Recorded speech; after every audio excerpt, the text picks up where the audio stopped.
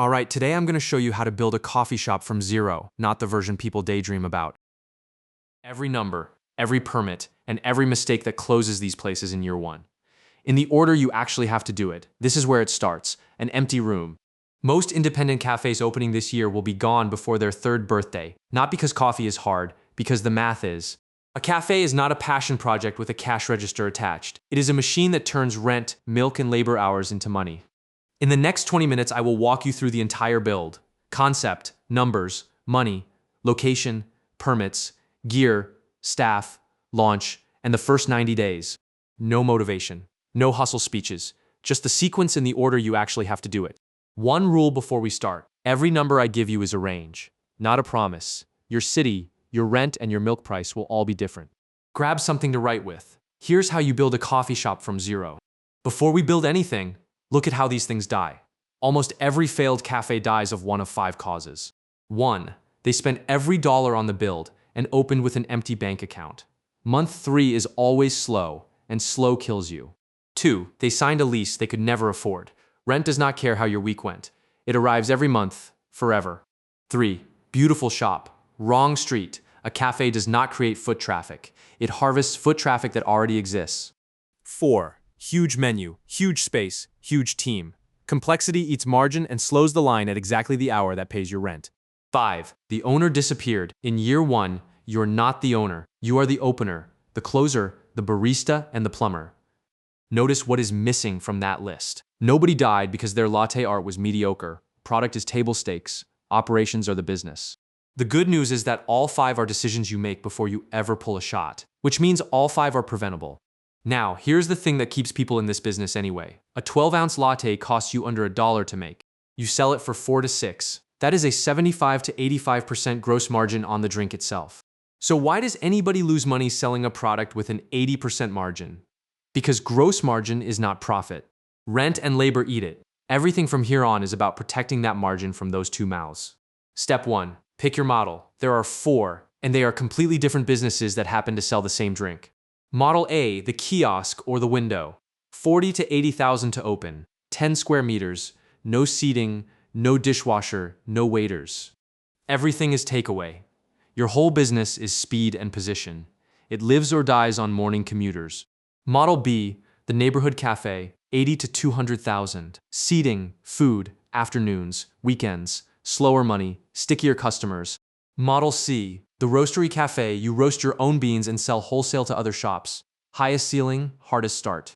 Model D, the cart, trailer, or van. 15 to 60,000. Lowest risk on the planet, and the best way to test a city before you sign a lease. If this is your first food business, start with D or A. A cart teaches you volume, speed, and real demand for the price of a used car. Now, the harder question, who exactly is the customer? And everyone who likes coffee is not an answer. Commuters want speed, in and out in 3 minutes. The same drink every day. They pay for consistency, not for atmosphere. Remote workers want a chair, a socket, and quiet. They spend $4 and stay 4 hours. Good for dead afternoons, poison for a tiny room. Weekend groups want food, big tables, and something worth photographing. Highest ticket in the shop, but they only exist on Saturday and Sunday. Pick a primary and a secondary. That single choice decides your location, your opening hours, your layout, and your menu. Write one sentence, a place where blank comes for blank, at blank time of day. If you cannot fill that in, you're not ready to sign anything. Step 2. Before you look at a single location, you build the model, and the model starts with 1 cup. A double shot is about 18 grams of coffee. Good beans run $20 to $30 a kilo, so that is roughly 40 cents. 250 milliliters of milk, call it 25 cents. Oat milk roughly doubles that, which is why alternative milk carries a surcharge. Cup, lid, sleeve, and stirrer, 15 to 25 cents. Sugar, napkins, and syrup, another 10.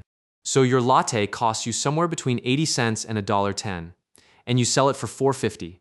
Contribution per drink, about $3.50. Remember that number. Everything in this business is measured in units of that number. But nobody buys 1 drink and leaves. Your real unit is the ticket. Drink plus pastry plus the second drink for a friend. A healthy independent cafe runs an average ticket of $6 to $9, with food making up 1/4 to 1/3 of revenue. That food line matters more than people expect. Drinks pay the rent. Food is what turns a break-even shop into a profitable one. Now the other side of the model. Fixed costs. These hit whether you sell 1 cup or 1,000. Rent, wages, utilities, insurance, point-of-sale software, accounting, licenses, loan payments, and a maintenance fund you will absolutely need. Take a small cafe, rent 4,000, wages 8,500, everything else 4,000. Call fixed costs, 16,500 a month. Divide fixed costs by contribution per ticket. 16,500 divided by 480 is about 3,400 tickets a month. Open 30 days a month. That is 115 paying customers a day just to reach zero, not profit. Now go stand outside a cafe you like and count. If 115 people a day feels impossible on your street, you already have your answer. This spreadsheet takes 1 afternoon. It has saved more people from bankruptcy than any barista course ever will. Step 3. The opening budget. This is where most people get the number badly wrong. Espresso machine. A 2-group commercial machine, new is 8 to 20,000, used 3 to 8. This is not the place to buy the cheapest option. 2 grinders minimum, one for espresso, one for decaf or filter. 1,500 to 3,000 each. The grinder matters more than the machine. Batch brewer, kettles, scales, tampers, pitchers, and filters. 1,500 to 3,000 for all of it. Under-counter fridges, a freezer, and an ice machine. 4 to 8,000, and the ice machine will break at the worst possible moment. Point of sale, cash drawer, printer, card reader, 1 to 2,000 plus a monthly software fee that never stops. Tables, chairs, shelving, and lighting. 6 to 20,000, depending entirely on how much you care about photographs. And here's the monster. Plumbing, electrical, ventilation, floors, counters, permits, and an architect. 30 to 120,000. Build out is where budgets die. A space that already operated as a cafe can save you $60,000 and 4 months of your life. Signage, branding, menu boards, a simple website and real photography. 3 to 10,000. Lease deposit, usually 2 to 3 months of rent up front, plus the first month. Then add utility deposits on top. Opening inventory, beans, milk, syrups, cups, and food. 3 to 6,000, and you will be reordering in 2 weeks. And the line almost everybody skips, working capital. 6 months of fixed costs, sitting in the bank, untouched, because your first 3 months will be slower than you planned, and a business with no cash cannot wait for month 6 to arrive. Add it all up honestly. Then add 20% for the things you forgot, because you did forget things, everyone does. Step 4, where the money comes from. 4 realistic sources, ranked by how much they end up costing you. Your own savings, the cheapest capital there is, and the most dangerous, because you will not stop when you should. A small business loan. Banks want a business plan, a signed lease, collateral, and usually 20 to 30% of the project from you. An investor or a partner, the fastest money and the most expensive long-term. Write the exit terms on day 1 while everybody still likes each other. And the one nobody talks about, your roaster. Many roasters will loan you an espresso machine and train your staff for free. In exchange, you commit to buying their beans for 2 or 3 years. That can knock $15,000 off your opening cost. Also pre-sell, founder memberships, prepaid cards, a small crowdfunding round in the neighborhood. That is cash and a customer list at the same time. Rule of thumb. Never borrow money that requires the shop to be profitable in month 1 just to service the repayments. Structure the loan with a grace period if you can. The first 6 months are for building demand, not for repayments. Decide your funding before you fall in love with a location. Money first, keys second, never the other way around. Step 5, location. The single highest leverage decision you will make, and you only make it once. Before anything else, go and stand on the pavement with a clicker and count people. 3 different days, morning, midday, and evening. A decent cafe captures roughly 1 to 3% of passing foot traffic. Do that multiplication and see whether the street can actually feed you. Look for anchors, office buildings, a transit stop, a university, a gym, a supermarket, a hospital, things that push people past your door every morning. The side of the street matters. Commuters buy coffee on the way in, not on the way home. Be on the morning side. Corner units outperform mid-block units. Frontage, natural light, and a visible door beat interior square meters every single time. A big chain nearby is not automatically bad news. They spent millions proving that people buy coffee on that corner. You just have to be better or faster. Now the lease. This document can quietly bankrupt you. So read every clause with somebody who does this professionally. Term, 5 years with an option to extend beats 10 years locked in. You want the upside without the trap. Ask for fit-out rent. 2 to 3 months rent-free while you build. Landlords grant this far more often than people bother to ask. Cap the annual increase. An uncapped rent review can double your rent in year 4, and end an otherwise healthy business. Negotiate an assignment clause so you can sell the business with the lease attached. Without it, your shop is worth almost nothing on the day you want out. Limit the personal guarantee. Cap it at 6 months of rent if you possibly can. Otherwise, a failed cafe follows you all the way home. And ask for an exclusivity clause. No second coffee tenant in the same building or the same shopping center. Before you sign, confirm the space actually has the power supply, water, drainage, and ventilation you need. Adding 3-phase power later costs a fortune. You will feel pressure to sign fast. Every good location mysteriously has another interested party. Walk away from anything you cannot verify. Step 6. The boring part that shuts you down if you skip it. Paperwork. Register a legal entity, not for prestige, so that a lawsuit hits the company and not your apartment. You will typically need a business license, a food handling permit, a health department inspection, and a fire safety sign-off. These take weeks, sometimes months. Start them the day you sign the lease, not the week before you want to open. Register for tax, hire a real accountant, and open a separate business bank account on day 1.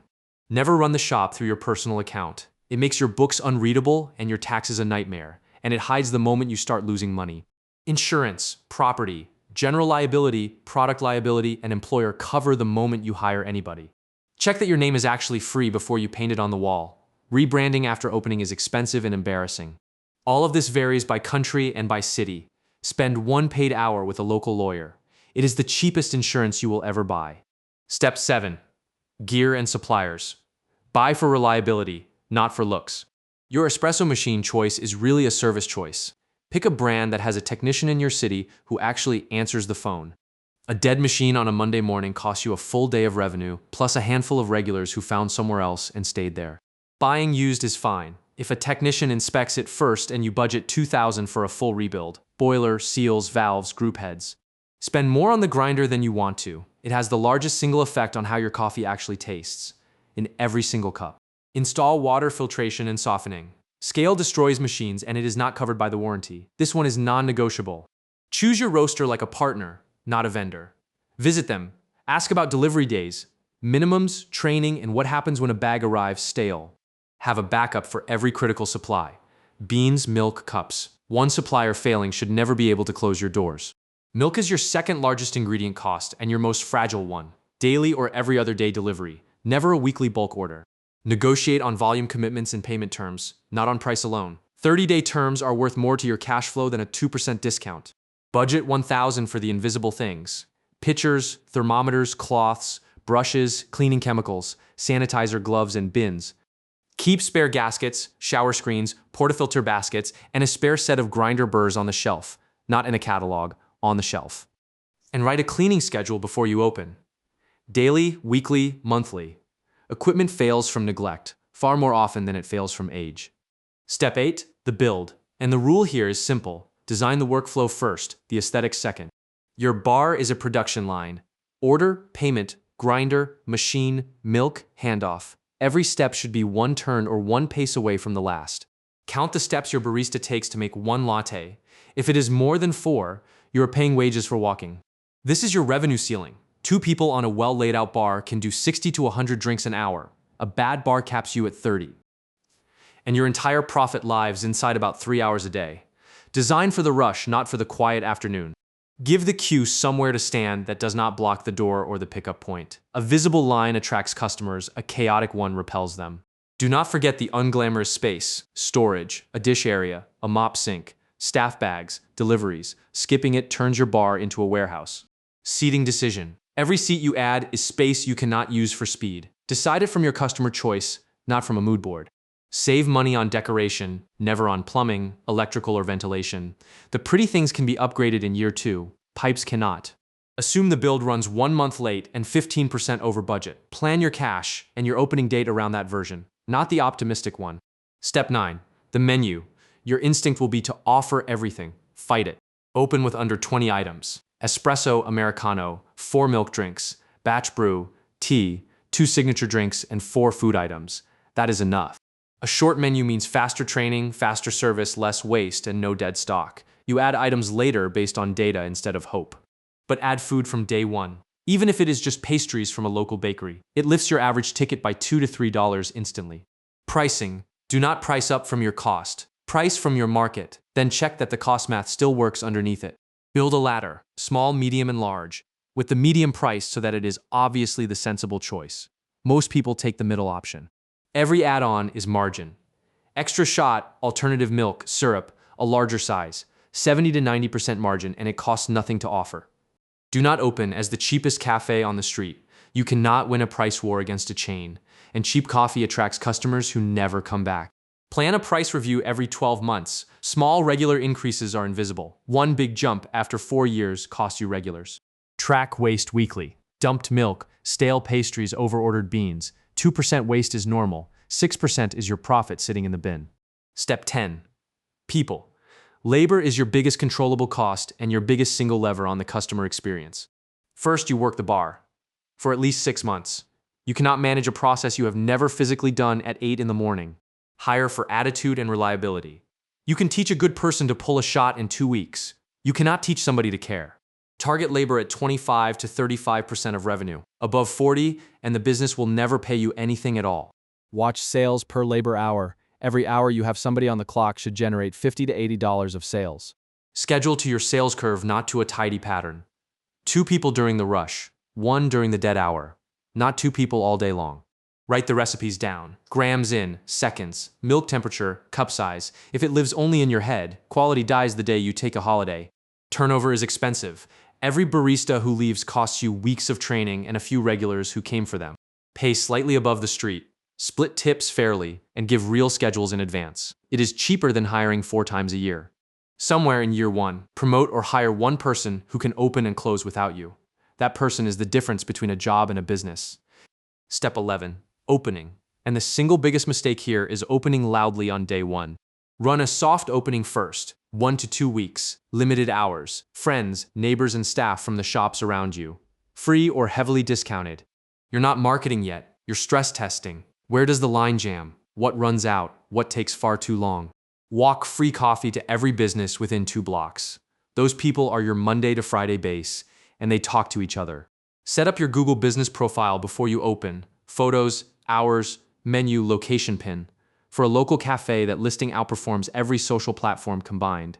Ask happy customers for reviews in the first month. 30 genuine reviews early is worth more than any advertising you could buy. Post the place, the people, and the process. Not only the cup. Local accounts win on personality, not on photography. Launch a loyalty scheme immediately, even a paper card with stamps. The goal is frequency, and frequency is the entire game in coffee. Do the grand opening 2 to 4 weeks after the soft launch, once the machine behaves and your team is actually fast. And set your hours from your traffic, not from habit.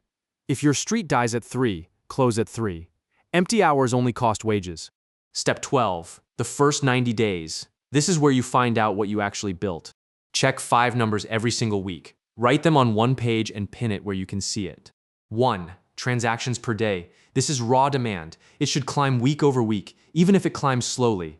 2. Average ticket. Flat tickets with rising customer count means your food and your upsells are not working. 3. Cost of goods as a percentage of sales. It should sit between 25 and 35%. Rising means waste, portioning, or theft. 4. Labor percentage. Same idea. If it is climbing while sales are flat, your schedule is wrong, not your team. 5. Cash in the bank against next month's fixed costs. This is the number that tells you exactly how much time you have left. Add goods and labor together. That is your prime cost. Under 65% and the business works. Over 70 and it does not, no matter how busy you feel. Busy is not the same as profitable. Plenty of packed cafes lose money because they are packed with people buying the cheapest item and sitting for 3 hours. If the numbers are bad at 90 days, change one small thing and measure again. Hours, menu, prices, schedule, one variable at a time. Say it works. In year 2, everybody will tell you to open a second one. Here's the test. Location 1 has to be profitable, run by a manager, without you standing there for 3 consecutive months, not 2, 3. Because a second shop does not double your profit, it doubles your problems and halves your attention. There are cheaper ways to grow first. Wholesale beans, catering, a second service window, retail bags, classes, and office delivery route. The thing you're actually building by year 3 is not coffee.